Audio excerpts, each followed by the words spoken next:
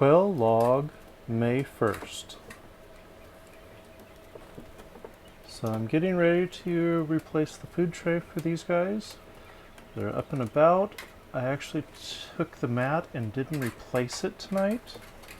I'm going to see how they do overnight without a mat in there, so I don't have to, one less thing to clean every day. Get a good view of how everyone's doing right now. They still mostly congregate over here, but I get about half of them over here, and then I get half of them on the other side, so I think they're warm enough, but we'll see. Okay, I know that right now in there it is showing, I believe, 80 degrees or 81 degrees and 41% humidity. So it's a little cooler than what it had been, but they are definitely well over 2 weeks old now, so I'm going to try to keep it between 80 and 85 now instead of letting it get up to 90. So I did turn the heat down a little bit today, so we'll see where that goes. The other thing that I thought I would show, so that I remembered it next time I was using the brooder, is that the front screen can fold down and block them in. I saw this, I believe it was on Koternik's Corner, but it could have been somewhere else that I saw somebody do this, as a way that you could actually trap the birds in while you were changing out the feed. So I thought that was actually a really cool idea. And it also worked earlier on when I was trying to keep them out when they were newborns, because I could fold it down inside of the tray. So this is definitely an interesting way to keep the birds out of the tray, and to be able to pull the tray off and actually work around them without worried about them running out. So I'll be putting their food tray back down there as soon as I finish the video, because this is that's not something I can easily do with one hand. So over here, my Pharaoh girls are doing okay. I keep looking at them and keep feeling so bad because they're losing more and more of their feathers, but I'm hoping that it's just the molt and that they'll be doing better. I did leave their one of the 3 sandboxes in there, so, and they've been playing in it, and I've noticed more feathers are coming off with it. I'm hoping that'll help with the molt, but we'll see.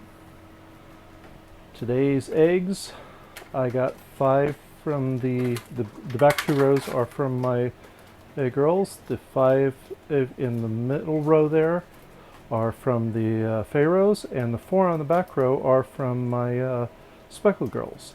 As you can see, yesterday I only got 1 from the speckles, so getting 4 today, it wasn't too surprising, since 1 probably came in after I cleaned up last night.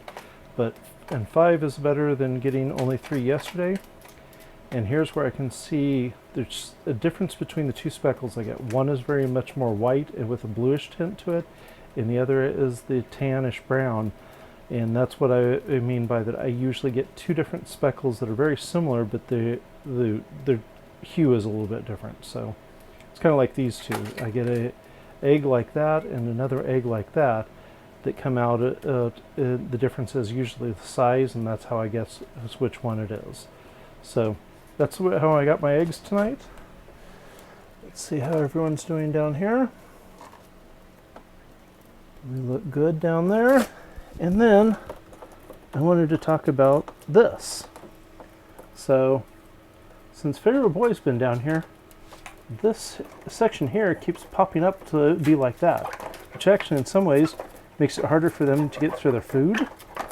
So I'm not sure why he keeps flipping it over. I guess it's something for him to do when he's bored, since he doesn't have any girls left for him. So it's definitely, I had not had that problem before, so I know Black's not the one doing it. It's probably most likely the Pharaoh Boy.